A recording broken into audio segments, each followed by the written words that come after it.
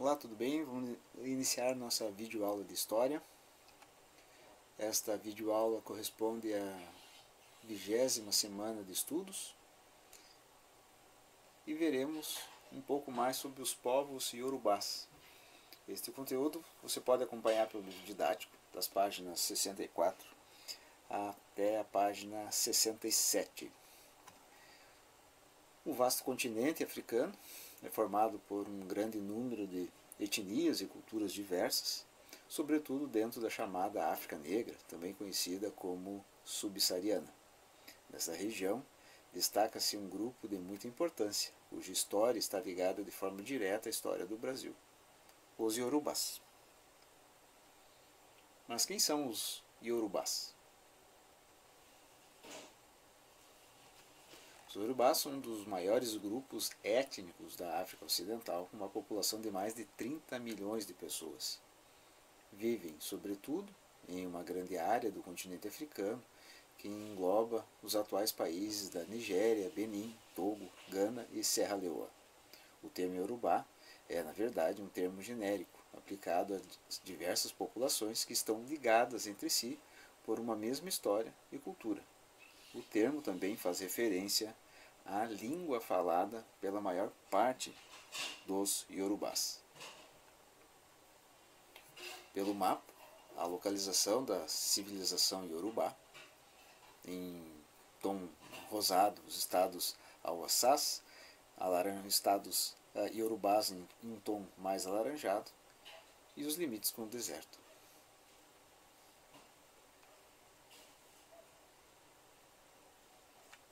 Diferente de outros reinos africanos formados por um povo predominante, os iorubás eram várias populações do mesmo tronco linguístico.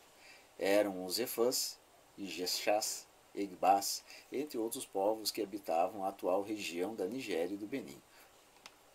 Também há referência do mapa, onde pode acompanhar os países da Nigéria, Benin e Gana.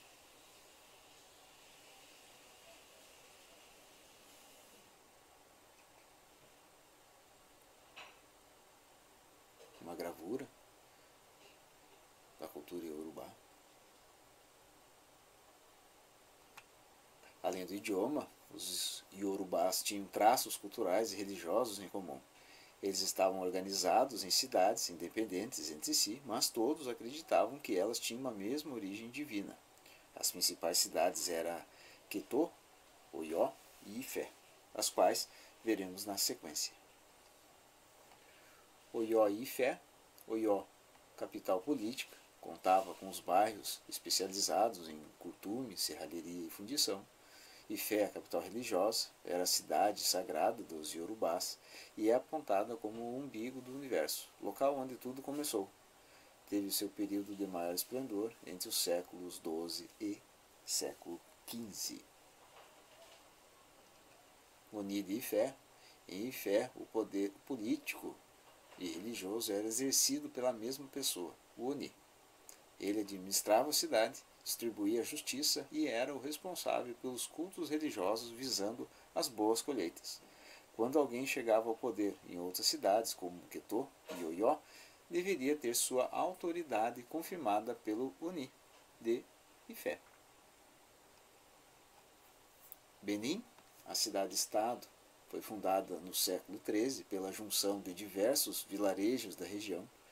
A maioria da população era formada por povo hebro, aparentado dos iorubás, que acreditavam ser descendentes de Odudua e por isso pagavam tributos à cidade vizinha Ifé. A produção agrícola era pouco diversificada, composta basicamente de inhame, amendoim, feijão, dendê e melão.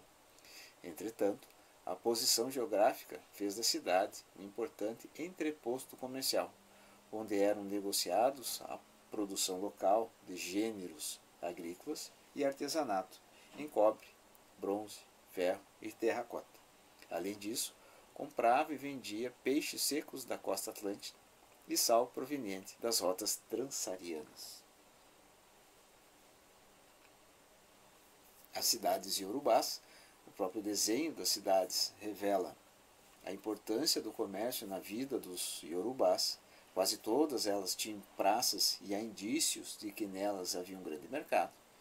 Essas cidades possuíam bairros bem demarcados, a área para a realização de cerimônias religiosas, um palácio real e espaços de convívio social. Sobre os povos bantus, o termo banto significa povo ou homens. Ele é utilizado para designar cerca de 400 grupos étnicos africanos que falam línguas que têm uma origem comum. Segundo o linguista Joseph Greenberg, o núcleo original dos povos bantu eram populações que viviam na fronteira dos atuais Nigéria e Camarões por volta de 3 a 4 mil anos atrás. Por motivos ainda desconhecidos, eles começaram a migrar para o sul e o leste da África. No século XII, já ocupavam áreas da África Central até o sul do continente.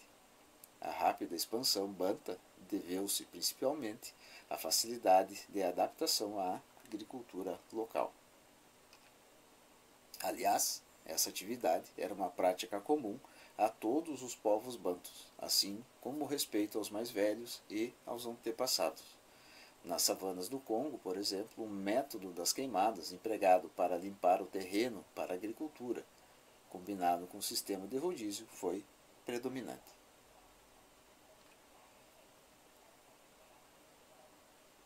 Para maior informação, o Rio de Janeiro, em 2018, afirmou um passo da influência da cultura africana na Constituição do Brasil, oficializando o Iorubá como um patrimônio imaterial.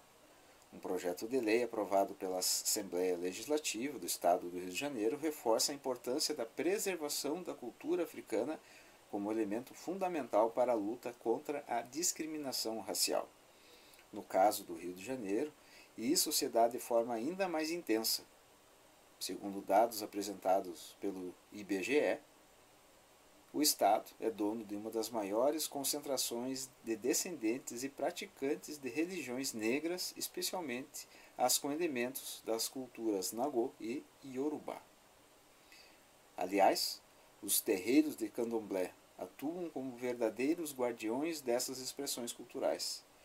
Dentro dos barracões, é muito comum as pessoas se comunicarem utilizando palavras da língua do continente africano. Daí o significado de manter viva a memória ancestral, especialmente se tratando de um país como o Brasil, fundado por meio da escravidão e que até os dias de hoje insiste em não se reconhecer como uma nação negra da diáspora africana. Ou seja, a eleição do Iorubá como patrimônio material atua em consonância com as ações afirmativas, além de impedir o crescimento do preconceito religioso que persegue o candomblé, como um exemplo. Historicamente, os Iorubás habitavam o reino de Quetu, atual Benin, e o Império de Uyo, na África Ocidental. Até meados de 1815, eles foram trazidos ao Brasil como escravizados, durante o que ficou conhecido como o ciclo da Costa da Mina. No Brasil, a cultura está presente em todo o território nacional, mas pode ser percebida com mais intensidade na Bahia, sobretudo na capital, Salvador. Estima-se que existam 45 milhões de iorubás no mundo, sendo que 40 milhões deles vivem na Nigéria. Os povos bantus no Brasil, o maior grupo de africanos escravizados trazidos ao Brasil nos 2 primeiros séculos da colonização, tinha origem banta. Em geral, grandes agricultores, os povos bantus representaram a mão de obra dos canaviais da Bahia e de Pernambuco e das plantações de cana e de café de São Paulo e do Rio de Janeiro. Também garantiram o trabalho nas minas de Goiás, Mato Grosso e Minas Gerais. A presença banta no português falado e escrito no Brasil é muito grande. Se as línguas iorubás predominam nas práticas e nos utensílios ligados às tradições dos orixás, como a música e na culinária afro-baiana, as línguas bantas fazem parte do vocabulário em geral. Palavras como caçula, banda, sunga, tanga, cachimbo, entre outras, são derivadas do quimbundo, a língua banta que mais influência teve no Brasil.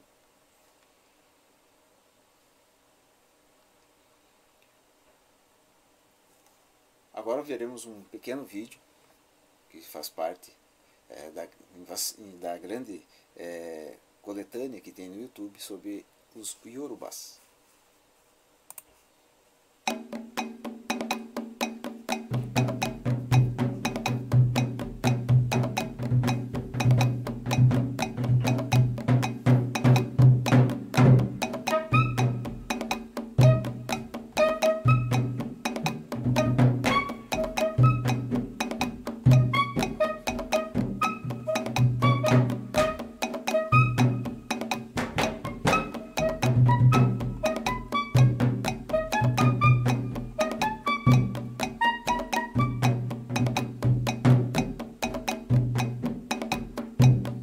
O idioma Iorubá, ele tem a sua origem na África, na região sudoeste da África, entre 6.500 e 10.000 anos. É muita coisa, né? Pelo menos há 6.000, 6.500 anos, essa cultura, essa religiosidade já estavam constituídas no mundo. Do outro lado do Atlântico existe um mundo que tem seus valores, que tem sua filosofia. O Iorubá é, para nós, um idioma litúrgico. Ninguém compra pão falando Iorubá, ninguém vai à praia e se comunica em Iorubá, mas dentro dos terreiros, a manutenção dessa tradição milenar na África e secular no Brasil, ela se dá através da fala. A gente buscou trazer para dentro desse livro um descortinar do idioma, não propriamente gramatical, mas filosófico. Não simplesmente água significa omim, mas o que a água é dentro da filosofia iorubá. Qual a percepção que eles tinham a respeito desse elemento da natureza? Como eles conseguiram encontrar deuses, o divino, uma energia natural, essencial, dentro desse elemento. O Iorubá, que é hoje preservado nos terreiros de candomblé, que é utilizado como uma ferramenta dessa liturgia, ele é um idioma que agiu e reagiu diferentemente do Iorubá falado na Nigéria, falado em parte do Benin, por exemplo. Claro que a raiz, a estrutura, a espinha dorsal desse idioma é única, mas a transmutação que ele recebeu, que ele proporcionou aqui, é diferente de lá. O candomblé de nação Iorubá, o candomblé nagô, como a gente costuma dizer, ele é calcado na cultura Iorubá. Ele é estruturado no idioma Iorubá. Os nossos deuses são invocados através dos chamados adurá, pronunciados no idioma Iorubá. Os nossos deuses são chamados para dançar conosco através dos orim, cantados em Iorubá até hoje, nas nossas cerimônias públicas, no xirê. Os nossos orixás, os nossos deuses, são invocados nos ritos, são trazidos nos elementos, sempre a partir desse idioma. O IFAM está hoje recepcionando uma proposta de inclusão do idioma Iorubá no INDL, o Índice Nacional de Diversidade Linguística. Ou seja, o idioma Iorubá está sendo reconhecido como parte integrante da cultura brasileira. Palavras como axé, como orixá, como abebé, como iemanjá, como ogum, são parte do nosso português, são parte do português do Brasil que viveu, que transpirou, que construiu, que agiu e reagiu com outros elementos, inclusive esses elementos africanos.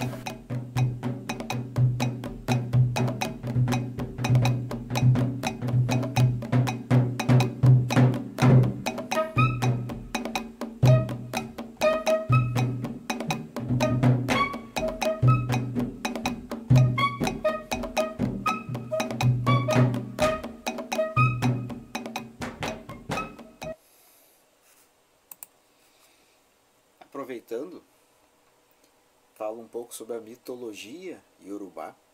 É uma parte sobre a criação do mundo. É uma leitura em 4 pontos. No primeiro, no princípio, Olorum, o ser supremo, governava o Orum, o céu. A terra não era nada, mais que uma imensidão de pântanos governada por Olokun, a grande mãe, guardiã da memória ancestral. Então, o Batalá, a divindade da criação, teve a ideia de colocar terra sólida sob os pântanos. No segundo ponto, instruído por Urumbila, divindade das profecias e do destino, o Batalá trabalhou 4 dias e construiu a Ié, o nosso mundo, com montanhas, campos e vales. Para que um novo lugar tivesse vida, Olorum criou o sol, enviou uma palmeira de dendê e fez chover. Para que a árvore brotasse, surgiram as florestas e os rios. No terceiro ponto, para povoar o lugar, o Batalá modelou os humanos do barro com a ajuda de Oduduá, com quem formou o casal propulsor da vida. Terminados os bonecos, colocaram neles o Emi, o sopro da vida. A primeira cidade em que os humanos viveram se chamava Ifé. O Batalá voltou ao Orum e contou a novidade aos Orixá. Os orixás, ou orixá, são seres divinos que personificam os elementos da natureza e são indispensáveis ao equilíbrio e à continuidade da vida. Eles foram viver com os humanos e Olorum os orientou. Só haveria harmonia se os orixás ouvissem os humanos e os orientassem. Eles seriam seus protegidos. E para finalizar, a harmonia em Ifé ficou monótona e as pessoas passaram a desejar casas maiores e colheitas mais férteis. Pediram a Olorum, que alertou que o fim desse equilíbrio traria conflitos. O povo insistiu e Olorum deu o que pediam. A cidade se encheu de contrastes. Incapazes de dialogarem, as pessoas se separaram em tribos.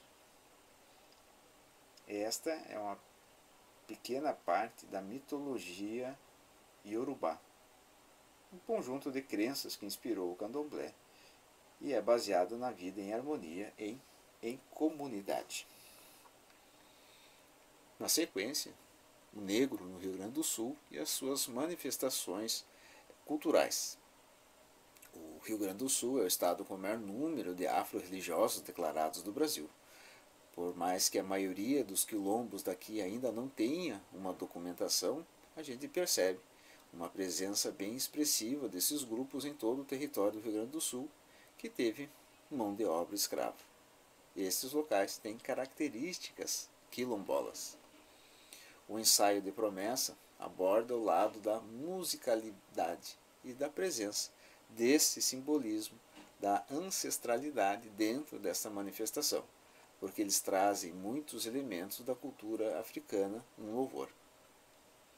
Os ensaios de promessa são tradicionais da região de Mostardas e Tavares. Este ensaio é um louvor a Nossa Senhora do Rosário. Normalmente, se reúnem para comemorar e para agradecer uma promessa ligada à colheita farta, mas pode ser por outras promessas. A dança dura em torno de 12 horas ou mais, com muitos cânticos com palavras africanas. Por vezes, eles são chamados aos centros de tradições gaúchas para fazerem suas danças. Já no Maçambique de Osório, apesar de o ritual também ser de agradecimento a Nossa Senhora do Rosário, existem algumas diferenças, como por exemplo, eles buscam enaltecer as autoridades africanas do rei Congo e da rainha Ginga. O Moçambique é a representação da cerimônia de coroação da rainha Ginga e do rei Congo na tradição que veio da África. Em Osório, no Rio Grande do Sul, a tradição chegou com os africanos escravizados que vieram trabalhar nas plantações. É tipo uma procissão em que acontece a dança e tem a coroação. Nesta dança estão refletidas 2 resistências que seriam Congo e Angola, povos que vieram para o Rio Grande do Sul e foram escravizados aqui. É muito interessante e extremamente importante perceber que eles conseguiram se reinventar numa fé cristã, colocando seus elementos culturais como o seu tambor, as suas autoridades hierárquicas, mas agradecendo a santa. Aconteceu muitas vezes de líderes de igrejas não aceitarem esta manifestação. Então, eles acabavam fazendo no próprio quilombo ou nas capelas mais próximas. Hoje é um patrimônio imaterial e todos acabam participando. Esta é referência do vídeo que foi apresentado durante a aula, está disponível no YouTube, bem como também está disponível na plataforma Classroom as atividades correspondentes a este conteúdo. Peço que respondam essas atividades. Espero que tenham gostado deste conteúdo, dessa videoaula, e aguardo vocês em outra oportunidade.